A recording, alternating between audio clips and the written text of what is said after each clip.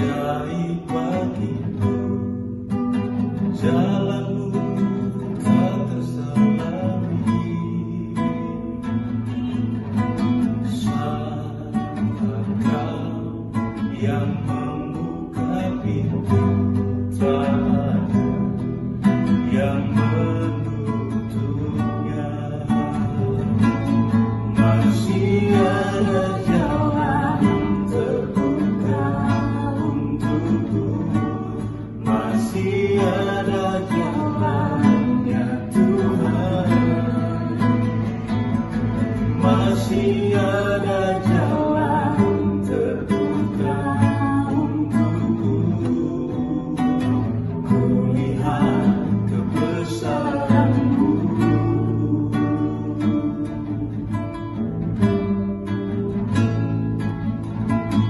Kau selalu ajaib bagiku, jalan-Mu tak terselami. Saat Kau yang membuka pintu, tak ada yang menutupnya. Masih ada jalan terbuka untukku, masih ada jalannya Tuhan, masih ada jalan terbuka untukku. Kulihat kebesaran-Mu, masih ada jalan terbuka untukku, masih ada jalannya Tuhan, masih ada jalan terbuka untukku. Kulihat kebesaran-Mu, kulihat kebesaran-Mu, kulihat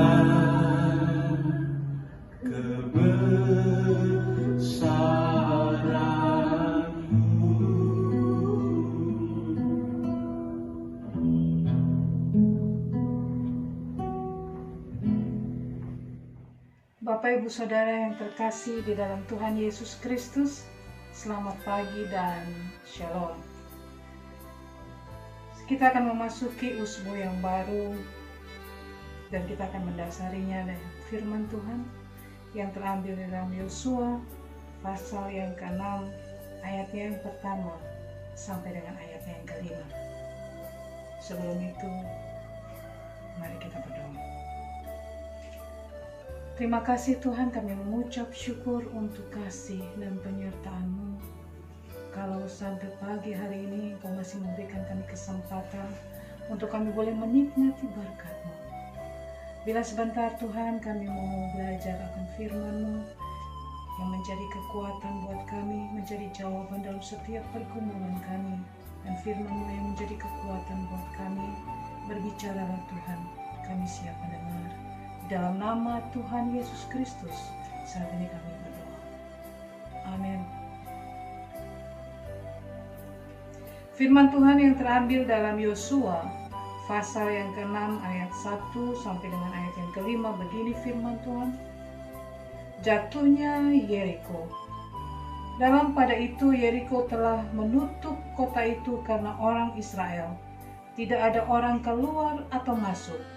Berfirmanlah Tuhan kepada Yosua, ketahuilah, aku serahkan ke tanganmu Yeriko ini beserta rajanya dan pahlawan-pahlawannya yang gagah perkasa. Haruslah kamu mengelilingi kota itu, yakni semua prajurit harus mengedari kota itu sekali saja. Demikianlah harus engkau perbuat 6 hari lamanya. Dan 7 orang imam harus membawa 7 sangkakala tanduk domba di depan tabut. Tetapi pada hari yang ke-7, 7 kali kamu harus mengelilingi kota itu, sedang para imam meniup sangkakala.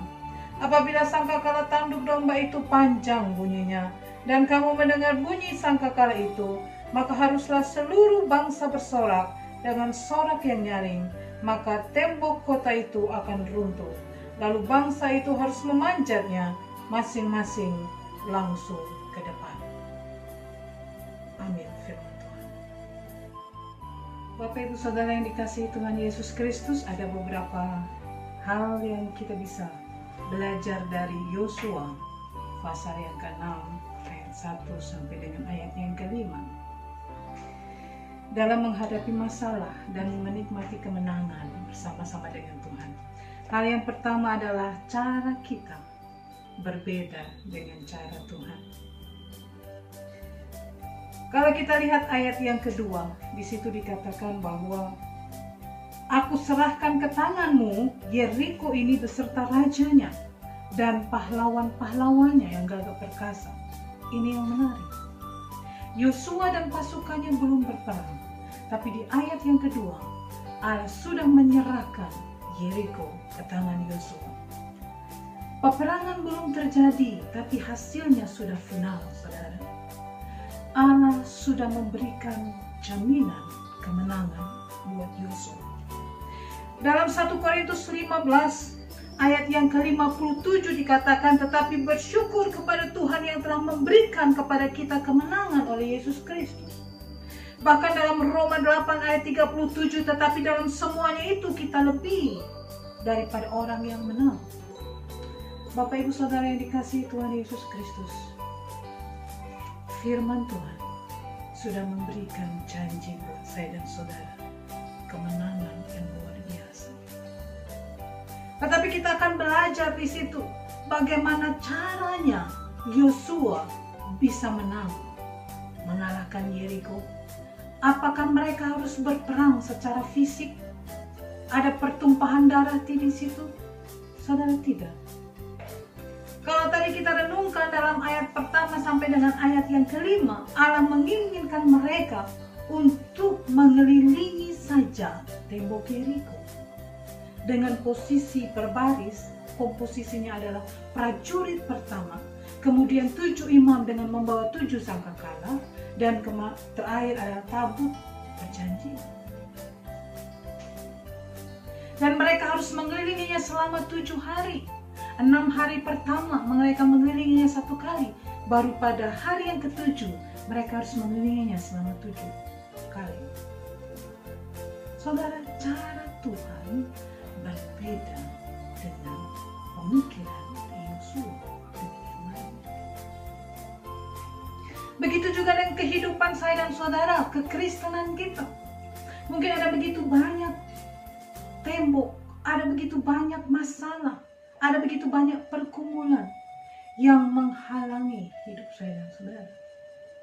Yang saat ini mungkin kita sedang hadapi, bahkan kita mungkin menemui tembok atau jalan buntu di depan kita. Apa yang saya dan saudara lakukan? Apakah kita putus asa? Ataukah kita merasa bahwa kita mampu untuk melewatinya? Setiap ada masalah, kita menyelesaikan sesuai dengan cara kita. Karena mungkin kita berpikir bahwa Allah tidak mampu untuk menyelesaikannya. Dan pada saat kita jatuh, baru kita tanya, Tuhan, Engkau di mana? Tuhan, kenapa Engkau tidak mengasihi aku? Hal yang pertama kita belajar dari Yosua, supaya kita melewati hidup saya dan saudara, dan melewatinya dengan kemenangan, adalah cara Tuhan beda dengan cara saya dan saudara. Apakah kita mau percaya dan mengikuti caranya, ataukah kita bersandar dengan kekuatan kita sendiri? Yang kedua, taat kepada Tuhan dengan sepenuh hati. Bapak Ibu Saudara yang dikasihi Tuhan Yesus Kristus, pada saat Allah menunjukkan cara untuk bisa mengalahkan Yeriko, mungkin kita bisa baca ayat selanjutnya. Itu dikatakan Yosua mengikutinya. Yosua tidak berdebat, Yosua tidak diskusi, oh nah mungkin Tuhan ini mau mengalahkan bangsa yang besar hanya mengelilinginya. Saudara, tidak. Kita baca di situ dikatakan Yosua kemudian memerintahkan anak buahnya mengikuti apa yang Allah katakan. Mereka mengelilinginya dengan urutan prajurit, imam, dan tabut perjanjian. Ada ketaatan di situ, saudara. Ada sesuatu hal yang luar biasa yang kita bisa ambil contoh dari Yosua. Ketaatan dengan sepenuh hati. Bagaimana kita bisa melewati perjalanan hidup kita dengan menghadapi banyak tantangan. Dan kemenangan di belakangnya adalah yang kedua, ada ketaatan di dalamnya. Dan yang menarik di dalam ayat yang ke-10, kalau Bapak Ibu Saudara baca di situ pada ayatnya yang ke-10, di situ dikatakan tetapi Yosua telah memerintahkan kepada bangsa itu demikian, janganlah bersorak dan janganlah perdengarkan suaramu, sepatah kata pun janganlah keluar dari mulutmu sampai pada hari aku mengatakan kepadamu, bersoraklah, maka kamu harus bersorak. Hal yang kedua ini sangat-sangat luar biasa, saudara. Yosua memimpin satu bangsa yang besar, ratusan ribu, dan harus mengelilingi satu tembok yang besar. Dan bisa dibayangkan, mereka tidak boleh berbicara. Tidak boleh mengeluarkan sepatah kata pun. Dan saudara, mereka mengikutinya. Ada ketaatan yang luar biasa. Bagaimana dengan kehidupan kekristenan saya dan saudara? Pada saat kita mengalami masalah, apa yang ada di benak kita, saudara? Apakah kita bersandar kepada orang lain? Apakah kita mulai bergantung kepada manusia? Ataukah kita datang pada Tuhan? Kita tanya atau kita diskusi, kita ngobrol sama Tuhan? Kita menceritakan segala sesuatunya, ataukah kita merasa bahwa kita mampu? Di dalam ketaatan ada perubahan, saudara. Di dalam ketaatan ada pemulihan. Di dalam ketaatan ada kemerdekaan. Di dalam ketaatan ada pertumbuhan. Bahkan di dalam ketaatan ada kekuatan baru. Allah yang lebih tahu hidup saya dan saudara. Allah yang lebih tahu endingnya. Ketika kita taat dan bergantung kepadanya, maka kemenangan ada bersama saya, saudara. Mungkin saat ini kita mengalami masalah yang begitu berat. Mungkin saat ini kita mengalami gejolak dalam hidup kita. Ada begitu banyak pergumulan, entah itu pergumulan mungkin masa depan kita, rumah tangga kita, anak-anak kita, pelayanan kita.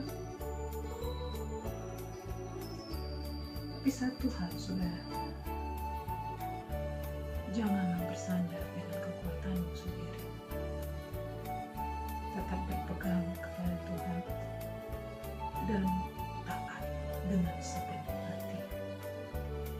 Maka ada kekuatan baru yang mengikuti kita. Ada pemulihan yang luar biasa yang Tuhan kerjakan dalam hidup kita.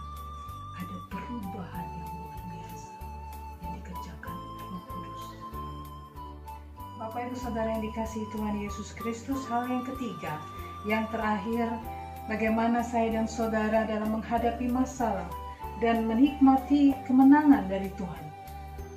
Adalah yang ketiga, Tuhan menghargai iman dari orang yang berharap padanya. Kita akan baca sama-sama dalam ayat yang ke-20, di situ firman Tuhan. Lalu bersoraklah bangsa itu, sedang sangkakala ditiup. Segera sesudah bangsa itu mendengar bunyi sangkakala, bersoraklah mereka dengan sorak yang nyaring. Maka runtuhlah tembok itu, lalu mereka memanjat masuk ke dalam kota, masing-masing langsung ke depan dan merebut kota itu. Bapak Ibu Saudara, Yosua percaya dengan Tuhan. Yosua mengikuti caranya Tuhan. Yosua taat kepadanya. Dia memerintahkan seluruh bangsa Israel mengikuti apa yang Tuhan katakan. Ada kemenangan. Makanya dalam ayat yang ke-20 dikatakan, maka runtuhlah tembok itu. Ibrani 11 ayat yang ke-30 dikatakan, karena iman maka runtuhlah tembok Yeriko. Bapak Ibu Saudara, pada saat kita menghadapi masalah, pada saat saya dan saudara menghadapi pergumulan hidup kita, ketika kita bergantung dan berharap dengan kekuatan sendiri, akan terasa capek, akan menjadi tertekan hidup kita. Kayak pikiran menguasai masalah, menguasai pikiran saya dan saudara. Bahkan ada beberapa yang endingnya adalah bunuh diri karena putus asa tidak mampu menyelesaikannya.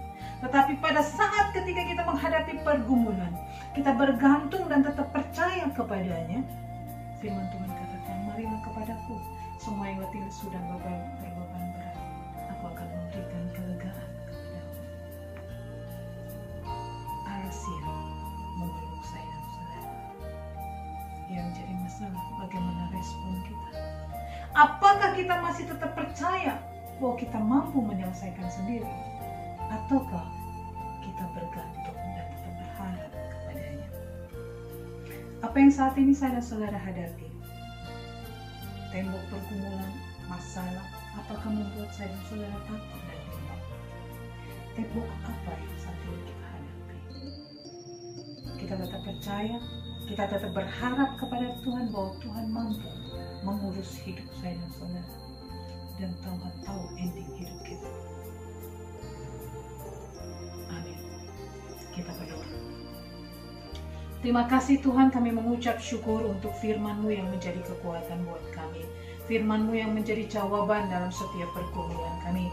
Ajar kami untuk tetap taat. Ajar kami untuk tetap percaya kepadamu bahwa Engkau mampu menolong kami, Engkau sanggup menolong kami, karena Engkau Allah kami yang hebat, Engkau Allah kami yang luar biasa. Rancangan-Mu adalah rancangan damai sejahtera dan bukan rancangan kecelakaan.